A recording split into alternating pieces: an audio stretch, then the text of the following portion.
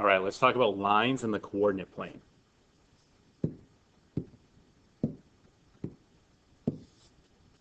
When we are in the xy plane,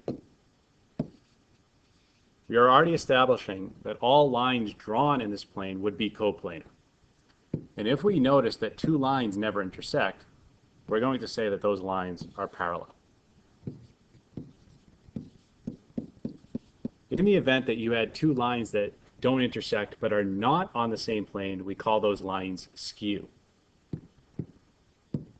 The other part of this unit is lines that run perpendicular to each other. So if we introduce another line that intersects one of these lines at a 90-degree angle, we say that T is perpendicular to L. Again, we'll say L and M are parallel. That will be shown through little arrows. So then we can say L is perpendicular to T. Again, the perpendicular sign is an upside down capital T. And actually, in the event that two lines are parallel, T would now serve as a transversal to those two lines. And if it's perpendicular to one line, it has to be perpendicular to the other. And that's what we actually call the perpendicular transversal theorem. And you should be able to see that even through just understanding the angle relationships that were brought up in a previous video.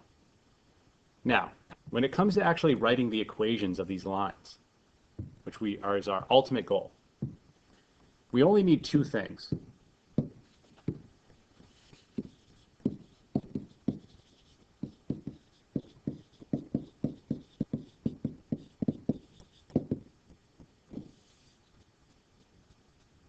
The first thing that you need is the slope. The slope represents the rate of change of your line.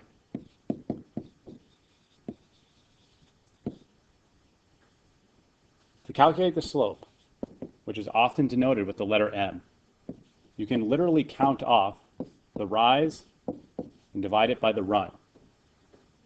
Or, the more algebraic way, you find the difference in the y over the difference in the x, which is sometimes shown as delta y over delta x, or change in y over change in x. Whatever method you use to calculate the slope, it is necessary that you have at least two coordinates.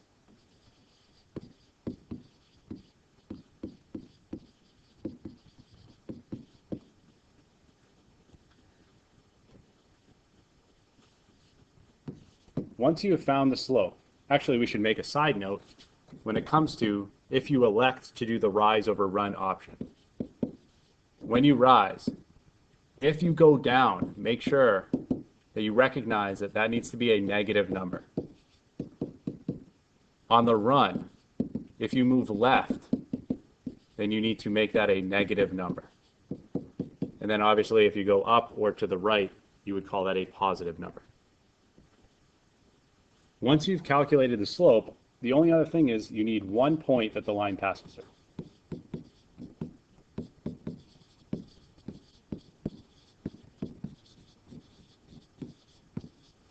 And once you have those two things, you're ready to go. And we're going to use what's called point-slope form to write our equation.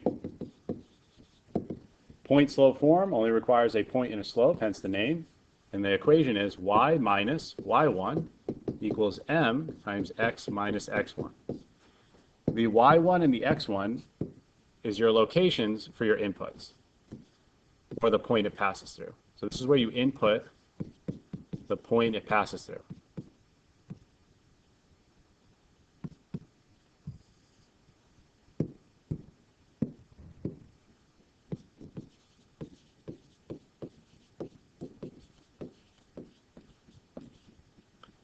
This is where you input your slope, and the y and x without the subscript remains a variable. So let's take a look at an example on how you would use this. Let's say I ask you to write the equation of the line that passes through the point -1, 6, and 3, 4. You are not given a slope, and you need a slope to write the equation of the line. So let's calculate the slope. It'll be the change in y over the change in x, which is -2 over 4, which is -1/2. To interpret this slope as a rate of change, what this is telling you is that for every 2 units you move in the x direction, the y moves down 1. So the interpretation of this, remember the top is the change in y over the change in x. It means for every 2 units that we increase x, the y, or the output, decreases by 1. That is how you interpret your slope in terms of a rate of change. For every 2 increase in the x, the y goes down 1. And that is for that specific example. Now, the second thing I need is a point it passes through. Well, you have 2 points that the line passes through, so you can choose either one. So we'll present either option. We could do y minus the y coordinate equals the slope times x minus the x coordinate. Minus a negative is a positive, and here is one option for our line. So you could present this as an option. Or you could do y minus the y coordinate of the other point it passes through. And either way, you're writing an equation of a line that gives you the same thing. So both represent the same thing. These are both equivalent lines. In fact, if you were presented both of these lines and they asked you what the relationship between them is, you would say that these lines coincide. They're the same thing. And we can show that by converting these over to what's called slope-intercept form, which is the more familiar format for a linear function that you've probably seen in the past. To convert over to slope-intercept form, you're going to solve for y. So distribute the slope. So we're going to get negative 1/2 x minus 1/2 plus 6. So that's going to be plus 11/2. Then over here,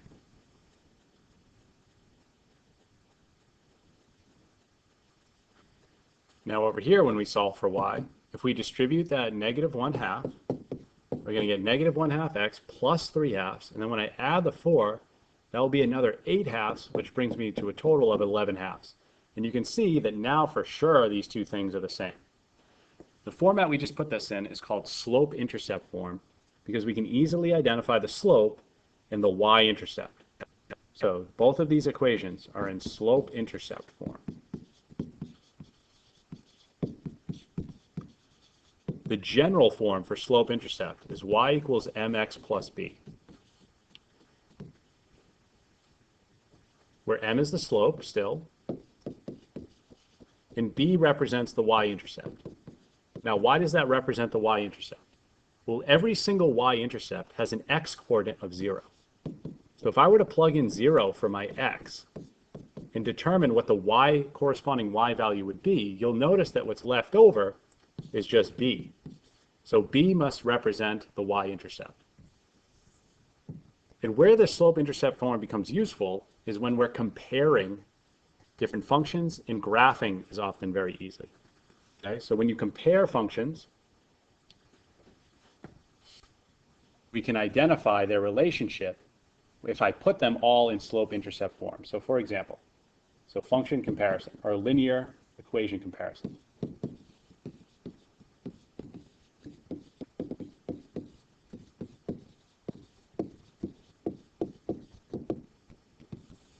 This is best done when we have the equations in y equals mx plus b format. So if they are not presented in that format, it's to your benefit to reformat the equations so that they are. And upon reformatting the equations, if the lines have slopes that are equal, so we'll say equal slopes, but different y-intercepts, then the lines are parallel. Because same slope would imply that they are not going to intersect, and different y-intercepts would imply that they're not the same line. Now, if you have lines that have the same slope and the same y-intercept, then you would say that those lines are the same equation, and therefore they coincide.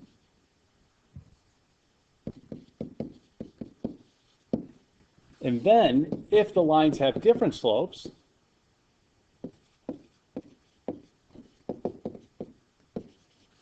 well then, they intersect.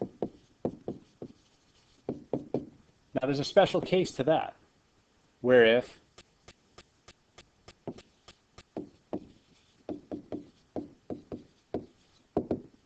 the slopes are negative reciprocals of each other. So if the slopes are negative reciprocals of each other. Then you have perpendicular lines. So you have a special intersection case. And one way to tell if they're negative reciprocals of one another is if upon the product of the two slopes you get -1. That is a good indication. So negative reciprocals can be identified if the product of the two slopes is equal to -1. The only exception where this does not help you identify perpendicular lines is if you're dealing with a horizontal line and a vertical line. We know a horizontal line and a vertical line are perpendicular, but the products of their slopes is not -1. Because the slope for a horizontal line is 0. The reason why, if slope represents a rate of change, well, there is no change in the output of the line. It just remains flat. So we know the slope is equal to 0. Another way to think of that is with a horizontal line,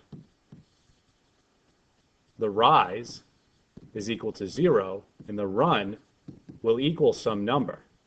So rise over run, 0 divided by a number is in fact 0. So that's another way you can think of it. A vertical line has a slope that's undefined. And again, the reason why you can think of it there, you can think of it in terms of rise over run. The rise will be some number, and the run will equal 0. And if slope is rise over run, you can't divide by 0, so it's undefined. So if that helps you remember which one's undefined and which one's 0, think of the rise over run in the ratio that's formed. You can do 0 divided by a number, that's just nothing. But if you do a number divided by 0, can't be done, undefined.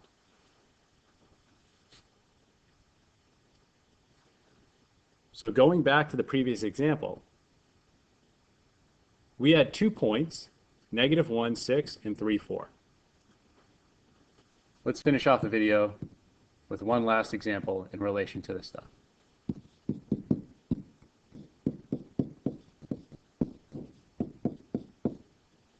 Let's say that these points now represent the endpoints of a segment, and I ask you to write the equation of the line that is perpendicular bisector to that segment.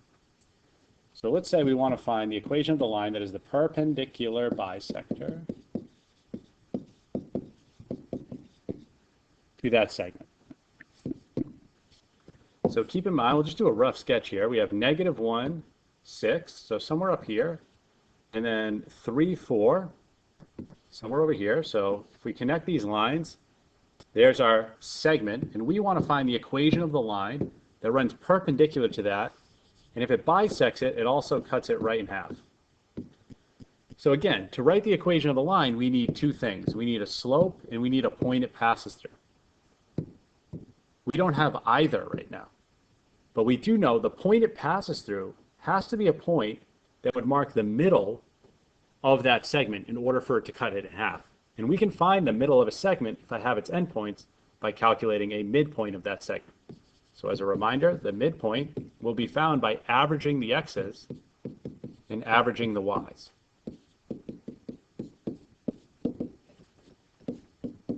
And we'll get 1, 5. So we have the point it passes through. Now, how do we get the slope of our perpendicular line? Well, the other thing we can do is calculate the slope of the segment. Remember at the beginning I said in order to calculate slope you need 2 coordinates. So we can get the slope of the segment. That's going to be change in y over the change in x, which we've already found to be -1/2. If I know the slope of the segment, and this line is supposed to run perpendicular to that, and I know perpendicular slopes are supposed to be negative reciprocals of one another, then if I just flip this and change the sign, that will get me the perpendicular slope. And once I have the slope and the point that it passes through, I'm ready to go. Y minus the y coordinate equals the slope times x minus the x coordinate. There's the equation of our perpendicular bisector. That is in point slope form. If you need it in slope intercept form, we can just solve for y.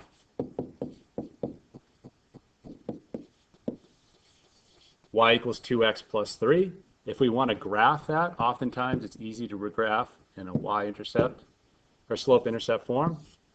All you have to do to graph a linear function, we're just going to plot the y-intercept, so go up 3. We're going to count off the slope. Remember, the slope is equal to 2, which can be written as 2 over 1.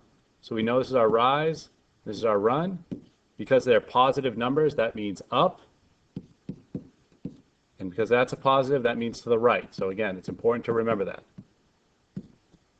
So we're going to go up 2 over 1. All I need are 2 points. Connect the line, or connect the points with a line, and there is your perpendicular bisector. And again, that should pass through the point 1, 5 and cut that segment right in half. So there's a quick overview of how to write equations of lines. All you need is a point and a slope. How to write equations of lines that are perpendicular to segments or lines, parallel to other, they have the same slope. And the conversion between point slope and slope intercept, and a quick example of how to graph. Again, I like to graph from slope intercept, but you could just graph from the point slope form by plotting the point that they gave you and counting off the slope from there. So it's really a thing that's up to you, and that will be the conclusion of that video.